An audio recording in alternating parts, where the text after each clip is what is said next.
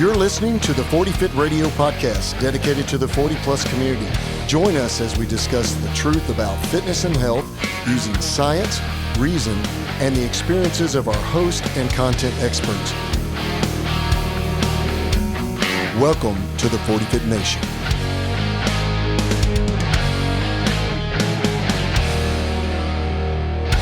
Hey, welcome back to the 40 Fit Radio podcast. I'm your host, Coach D, and I'm here with Coach Trent. Trent, good morning. Good morning. Morning. Early morning here in Texas. Ooh. Beautiful sunrise. Yeah. Got us some cups of coffee. And Trent's excited because he's getting ready to go on a hike with his wife. You're going for 2 or 3 days? Yeah, we're going to do a little backcountry camping out. We're hiking the Eagle Rock Loop in the Ouachita Mountains, Arkansas. Sweet. So. Yeah, he checked the river or creek flow this morning, and a couple days before it was like 3 feet, you said? Yeah, it's been hovering around 3 or 4 feet. That's the deepest crossing on that trail, and 7 inches of rain yesterday, and now it was up to like 12 feet. So he'll be swimming. He and his wife will be swimming across. That's right. No, they won't. But hey guys, welcome back to the 40 Fit Nation. It's great to have you again on our podcast. And Trent and I are back on the subject of chronic back pain and exercise and fitness. We've decided, based on the breadth of this topic and the amount of information, that we could talk about this. And unfortunately, the more I read, the more I do with not only within the gym, but also my patient populations in the clinic, the more, not complicated this becomes, but just the more time I need to explain the concepts. And so what we've decided to do is make this a longer series. So this is Pain Neuroscience Part 2. And today what we're going to talk about with chronic low back pain is how we start off a program, whether it be with someone in the gym. Let's say you're a trainer or you're an individual and you're a trainer and you're training someone with chronic low back pain.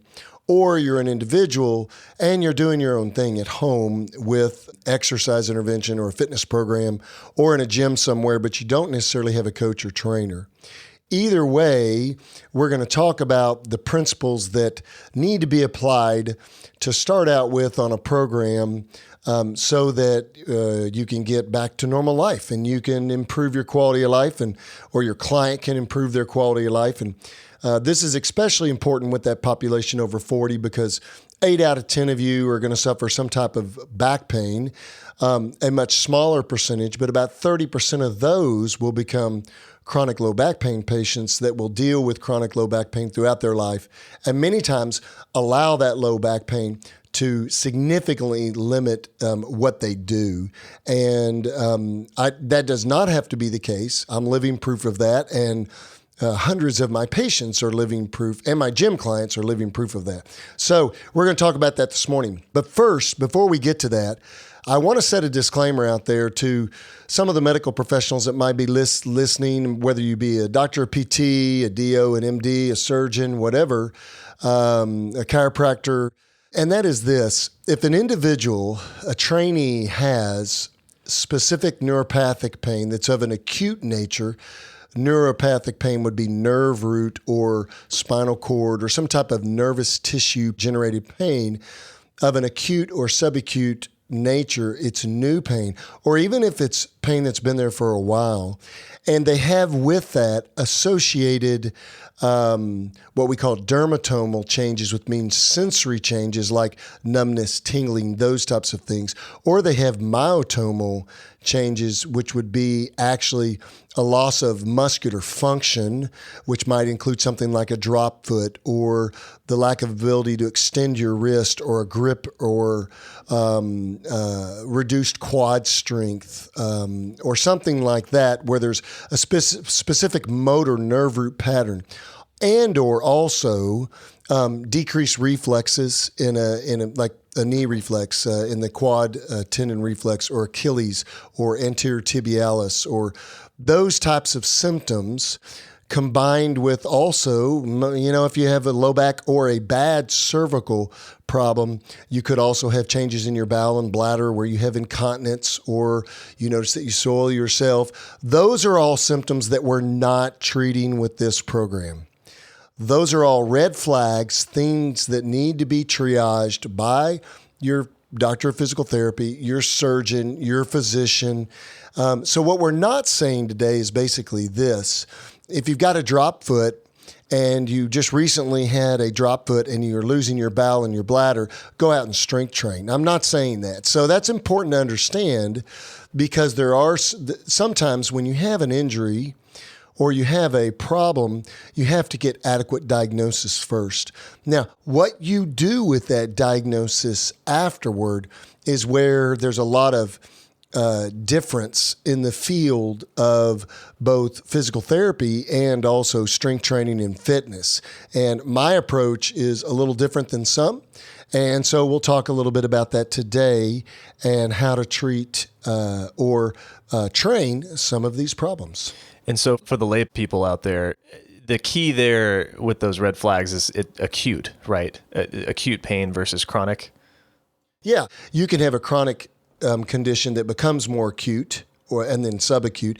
But yeah, we're talking about someone who has what we would call idiopathic, generalized low back pain, or it could be neck pain. But generally, we're talking about the low back region here, but it could be neck, mid-back, thoracic, low back pain.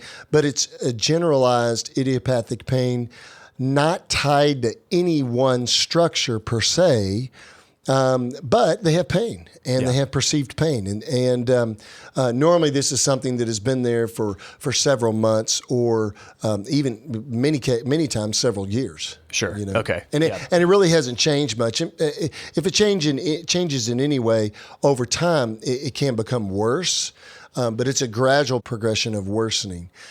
Then you have that individual that has what we call episodic pain, where once a year they'll do what they call tweak their back, or they'll have what they've been told as a slipped disc, which we know that those things, a slipped disc is not good nomenclature.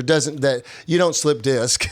They don't slip anywhere. Slipped right out. Yeah. The thing slipped right out in my leg or popped out my back. You just don't do that. But they'll have these episodic pain experiences.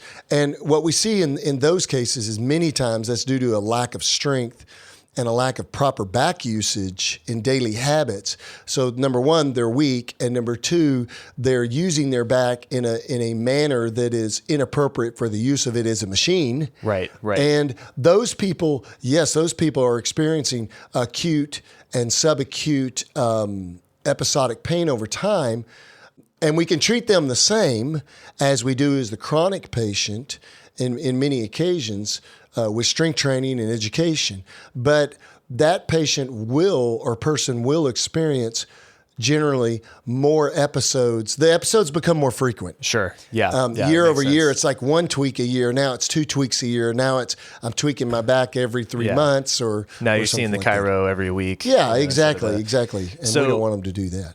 To really quickly kind of recap on what we covered in the last episode, so the chronic low back pain patient, or the chronic pain patient in general, is going to person trainee. That's actually a good point there.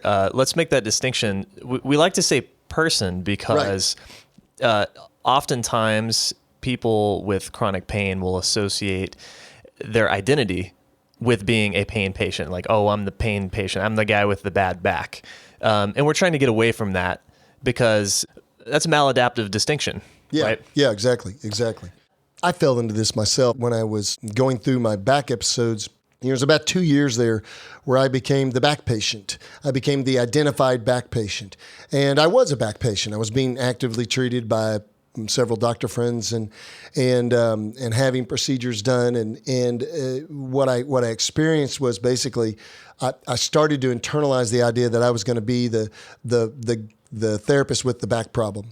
And I had to quickly make a turn in an opposite direction to ensure that I didn't begin to develop a certain subset of beliefs that made me who I was based on how I felt all the time.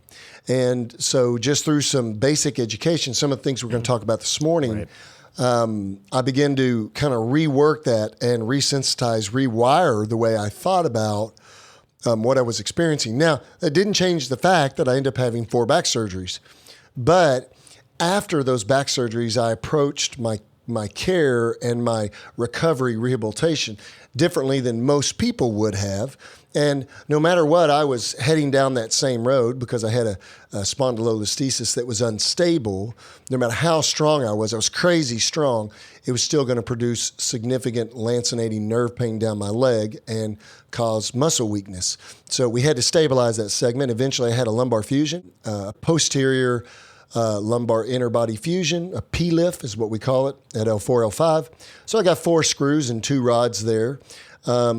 But now that's a stable segment. And so what did I do? I started a rehab program based on my surgeon's recommendation. I had an unbelievable surgeon, and gradually worked through the process of rebuilding the musculature around that spine to support the work that had been done. So that's key, you know. Can I get some titanium rods installed in my back, even if I don't have disc problems? So you can keep your back So straight. I can deadlift more? I'm desperate. I will do unspeakable things to improve my PR. We've developed this new exoskeleton thing that you can wear, and it'll easily fit under a singlet or a t-shirt. No one will ever see it.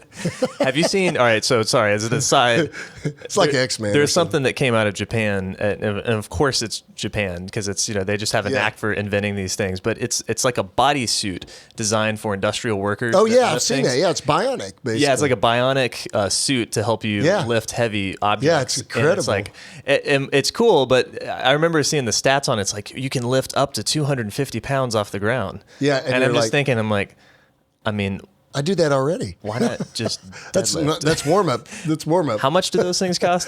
But anyway, so bringing it back around here. So what Darin is describing is maladaptive cognitions and behavior, and that's one of the 4 features we covered in the last episode. That go over the 4. Yeah. Go over the 4 things that we see with chronic patients. Right. Chronic low back people. Exactly, yeah. So we've got maladaptive cognitions and behavior.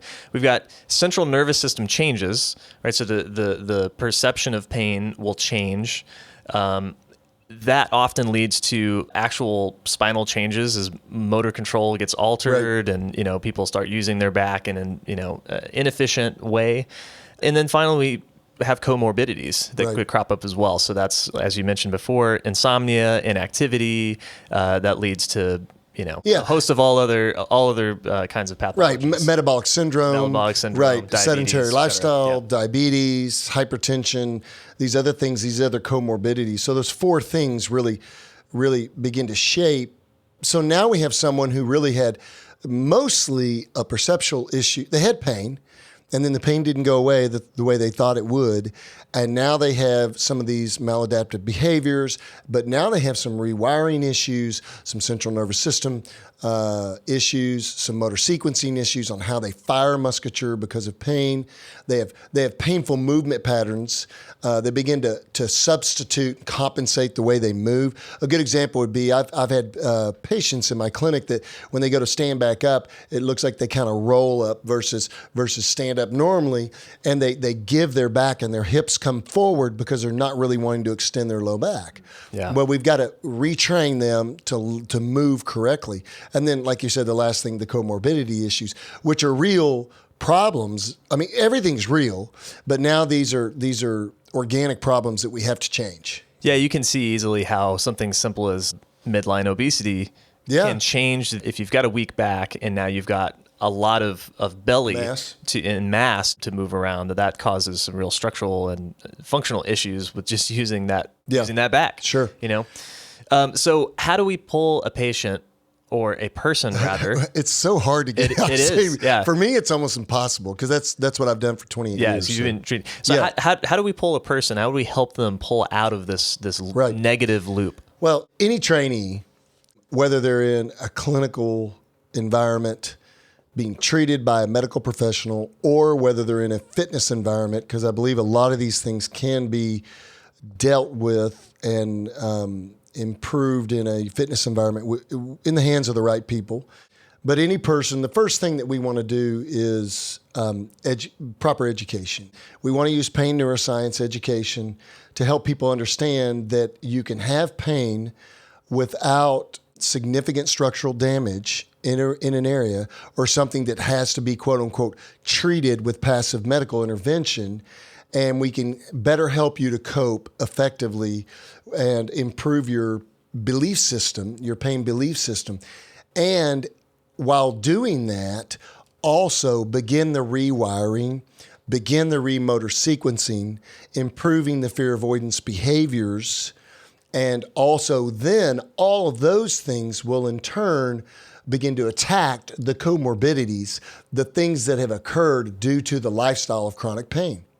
And so it's first education though. You know, I have had trainees in the gym and patients, both, who have come to me and said, hey, I've got chronic low back pain. I want to get stronger. I want to get better. I've read some articles. I know that getting strong is the key to doing this. Then basically I'm just reinforcing what they've already learned. Hopefully they've learned some good things. We assess that through some surveys and through just discussion, through an exam and through an interview with them and going through their medical history. And then we quickly find out, man, this person is bought into strength training, so let's roll. And they've already done some of that on their own independently. But many times, and I would say more often than not, and even educated individuals, even other medical professionals, other doctors that I've treated, other very learned individuals have come to me and said, I know I have back pain, but I can't exercise. I mean, I had a woman that called me the other day on the phone. She knows that we do barbell training here at Fort Worth Strength and Conditioning. And she wanted to do barbell training, but she said, I'm not really sure if this is for me because I've had a back injury. And I said, well, you've come to the right place. And so we started talking about this over the phone, and I can be overwhelming, as you know. I mean, talk till she's blue in the face. We're like two parakeets. Yeah. Just nonstop. Yeah. I mean, I can, give her information ad nauseum, but I basically just told her, hey, if you have back problem, back pain, a back injury, the best thing you can do for it is graded strength training, exercise intervention over time. The literature is very clear. I mean, you and I have a stack of research articles sitting here, over 20 research articles telling us that even within the Western medical system today, we're starting to realize that that is the way to go, that this works. We've known that for years out here on the fringes, right. But Starting Strength has been preaching that for years. Many other organizations have been preaching that, but now we know that while the academics and the elite educational society is telling us, so it must be true, right? We already knew it was true. Yeah. But basically, we want to start with pain neuroscience education first, because we have found that it is easier. I have found that it's easier and more productive and effective to get a person to want to exercise more once they have a better cognitive understanding of the problem. And so education should, in most cases, precede therapeutic intervention, whether it be in a gym or a clinic. Yeah, so that it sounds a lot like at some point in and I'm going to say patient intentionally here, at some point in the patient's history, they've been noceboed, I believe is the word, right? Right. So they've had an experience either with another healthcare provider or just from advice from friends, coaches, the rest of the community that training would be bad for them. Right. That exercise would be bad for them, that it would hurt. Right. And so that's what we would call a nocebo effect. Right. So it's kind of the inverse of the placebo effect. Right? If you believe something is going to help you, it probably will. And it goes the other way too. Right. If you believe that something is going to be bad for you, it probably will be in your mind. Right. Yeah. And so part of this education process is to unravel that maladaptive heuristic. Yeah. I mean, the goal is to cognitively, systematically desensitize the thought process and the belief systems that have been developed to the fact that there are movements that you should be doing that you're not doing, or there are things that you should be doing that you're not doing, that you have taught yourself or have been taught that you shouldn't do. Some of that information comes from within the medical community itself. the doctor telling the patient never lift more than 10 pounds. Right. That is nonsensical. It doesn't make sense. Yeah. If the best I can do for a patient or a trainee is improve their quality of life enough to where they can lift up to 10 pounds in whatever function of life they're performing, then I've not done a very good job. Or this person is significantly structurally compromised and damaged beyond repair. And I find that almost never to be the case. Yeah. Never to be the case. That is a kind of a Hippocratic oath kind of do no harm type of approach, but it establishes a fear avoidance behavior. And that's not what we want to see from the people that we work with. So we're trying to systematically desensitize both in an emotional cognitive basis and then eventually in a motor retraining and in an organic manner too, an organic manner of changing the very way that the brain in the amygdala and some of the other higher centers of the brain that the brain begins to think about the pain that it's experiencing. So now the pain begins to lessen and lessen and lessen with more and more and more intervention of exercise. And that could be intensity, it could be time of exercise, it could be load, it could be type of exercise or frequency throughout the week in an intervention. So our goal is to expose the person to what they would consider fearful movements or fearful moments. And it's kind of that, like you and I talked about it last episode, it's kind of that exposure without danger principle. Right. In other words, you can do these things and it's okay. Yeah, you're in a controlled environment, and you can take someone right to the edge and just show them, and then step back a little bit. That's right. And I can't tell you how hard it is to have an individual in the gym who has been told you can never lift more than 10 pounds to even pick up a 15-pound training bar, or technique bar from maybe you have it up on blocks or or you're doing like rack pulls and you're just doing hip hinges or just to bend over. And so you're training two things there, the physical and the mental and emotional. So really three things, but you're training that individual in several different areas at once. And so that's another principle. It's that exposing them to fearful movements. But in that education process, the first thing we do when we talk to that person, generally this is going to be more in a clinical environment, but I've done this with some trainees too, is then I turn them on to websites and information that I know are going to give them an appropriate perspective on pain neuroscience, and pain behaviors. And so I might turn them on to places like retrainpain.org, mm-hmm. or you mentioned Mind. What's the one that you mentioned? There's a couple others that are good. mindinbody.org.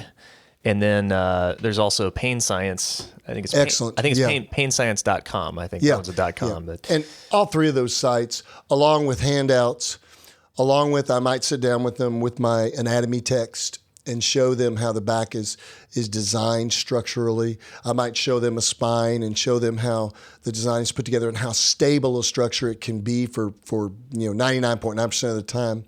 And so we're educating them on the front end, and then we're gradually going to expose them, and that begins to rewire the brain to accept a different belief mechanisms and a different level of understanding of their pain and what they can do to mitigate it and then improve it and hopefully many times resolve it. And here's the key too. I told the patient yesterday, this is probably one of the best things that's happened to me in a long time. I was working with a patient that's had a multiple level spinal fusion. She now has a pain stimulator. She's got a lot of reasons why she shouldn't get better. She has been put on full disability from work. She worked for American Airlines. She's basically, in the state of Texas, under a workers' comp claim, they have what they call SIBs and TIBs. TIBs are temporary income benefits that you're paid when you're off work from an injury. SIBs are what are called supplemental income benefits when you've basically been disabled to a level where you're not going to go back to that kind of work. You get paid more. So these clients, these patients are being paid to be off work and to stay sick. It's like having Social Security disability. Right. You don't want to go back to work because you lose your Social Security disability. Right. So there's a belief system that's built there. Now, some individuals can never go back to work because they're so disabled, and I get that. But I think that that's generally the exception to the rule. Most people just accept their disability. But she said to me yesterday, and she said, when the other therapist was filling in for you last week, I watched your lifts on Monday that were recorded from your strength meet. And she said, I just want to tell you something. She said, you have given me a whole different perspective as to what I can do in the future. And she said, I'm really looking forward to working again and doing something again. And that is a perfect example of rewiring her pain belief system to a level to where she has a different future or a different perspective on what her potential is for the future. Yeah. You know, That's it's really cool. awesome, man. I was like, That's cool. that's awesome. And I told her, I said, hey, I still have pain. I still have low back pain. I still have soreness. I still have achiness. I still have some nerve pain every now and then. I said, but the flip side of that is, and I told her this again yesterday. I told her it before when I first treated her in the initial exam. I said, but you got two decisions here. You can be weak and more painful, or strong and less painful. Right. That's what the data tells us, and that's what my experience tells me. Yeah. And, I imagine a big part of that too is the fact that you can go out and do stuff because of your strength. Yeah, absolutely. Because you've trained that way, because you've kind of leaned into that process. You can. That was a hard journey, though. Absolutely. Very hard. Yeah, no doubt. But I imagine it's satisfying to be able to go and still, even if you got a little pain, you can still go hike around the mountains. Yeah. I feel better. If you didn't have that, right, that's kind of like a double whammy. It's not just a disability, but it's also the loss of being able to do stuff in life. Yeah, and it amazes me how many people are and it's based on how you're wired mentally. I was wired to not accept it just because of the way I'm wired. For someone who's not wired that way, it's even harder to not accept that. And you need people around you that can help you get through that point to not accept it, to not accept the status quo. Because just because the status quo exists and the large majority of people end up that way that have that problem, it doesn't mean that that's an acceptable solution to the problem. That's the maladaptive solution to the problem. Yes, it's what we've done in our medical system, what we've done with how we have classified back pain in this country and in other parts of the world, but definitely in the Western Hemisphere. So, our goal with these clients is to then take this education that we're talking about prior to exercise intervention or during exercise intervention. We want them to buy in as much as possible on the front end. Sometimes they've educated themselves and we got an easy job. Sometimes as a trainer or as a therapist, there's a lot of education that has to be done there. But our goal is to use this cognitive training with targeted exercise and training, and do this for a particular timing interval. Do this so many times a day. Do these exercises. Do this with a certain load. We give them programming, for lack of better terms, as we talk about in the fitness world. And they're going to do that despite the fact that they have symptoms. Despite the fact that their symptoms still exist during the exercise, or their symptoms might actually increase a little bit during the exercise. As long as those symptoms are safe symptoms and we are exposing them to danger without harm, then they may have to experience some pain during the process to rewire them. I always, and I'm careful with that statement because what I'm not saying is that they should no pain, no gain, To some extent that's true, but we do that with a learned mind. Right. We do that with not ego, but with intellect. And there's a difference there. So people that are listening to this that are medical professionals, hear what I'm saying here. I'm not saying you just muscle through it, but I'm saying you muscle through it sometimes. Right. Sometimes you have to do before you can experience. And the great example here is this, because this is how the human body works. When a client comes into my practice, my clinics, that has vertigo or has dizziness, do you know how I get rid of their vertigo or dizziness? I make them have more vertigo or more dizziness. Yeah. I have to expose them. I was going to say spin them around the opposite direction, right? That's how you fix it. Yeah. It's like the antidote. I have to expose them to appropriate dosages of challenging their balance, challenging their dizziness. With vertigo, it could be BPPV, which is inner ear vestibular dysfunction. But there are certain treatments that I do with that too. But no matter what, they're going to experience more vertigo and more dizziness before it gets better. It just is what it is. Yep. Same thing here. Same exact principle here. But it's that exposure without danger principle that helps us get through that. And by educating them prior to the intervention, which is part of the intervention, we are setting them up for success as we start our exercise program. And our number one goal is to basically decrease the level of threat that they perceive, build the belief in the new model, intervene with not only education and exercise, circle back, discuss that with them, positive reinforcement, and then build on the basics and move forward. That's the model. That's the model that we're going to use. Absolutely.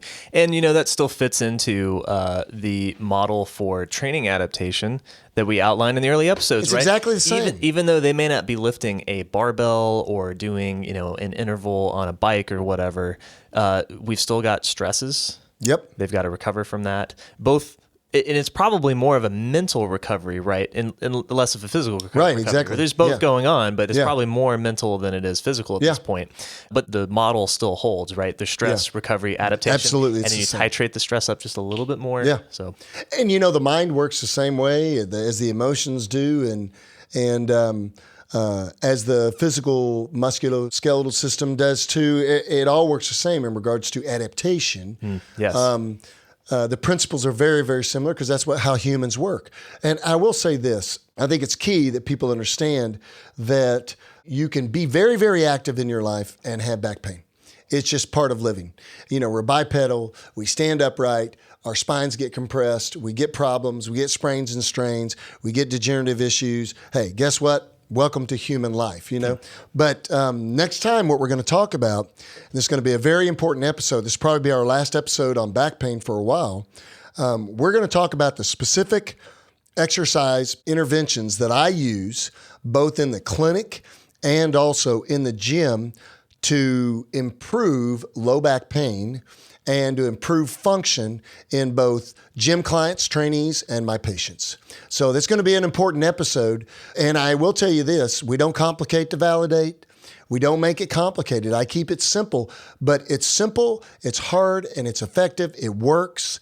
People want to complicate it. They want to come up with all these fancy wango dango exercises, and it's just not that complicated.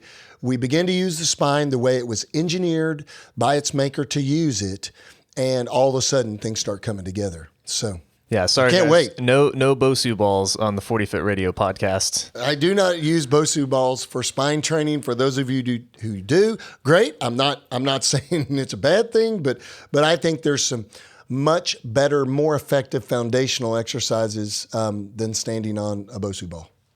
All right. Well, thanks for walking us through that, Darin. We'll see y'all next week. In the meantime, head over to 40fitradio.com. Check out the references we're going to leave for you. Like we said, we've got lots of papers, so if you've got institutional access and want to kind of read up on some of the literature that we're reading, you can follow along. We've also got links to those websites that I mentioned earlier, so you can read more about the science of pain. Head on over to our Instagram and subscribe if you haven't already. At 40 Fit Radio. At 40 Fit Radio. And of course, on our Facebook page, 40 Fit Masters Community.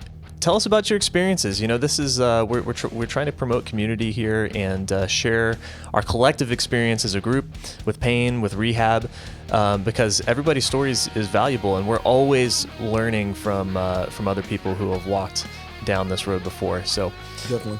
Thanks again, and we'll see you next week. And thanks for joining the 40 Fit Nation.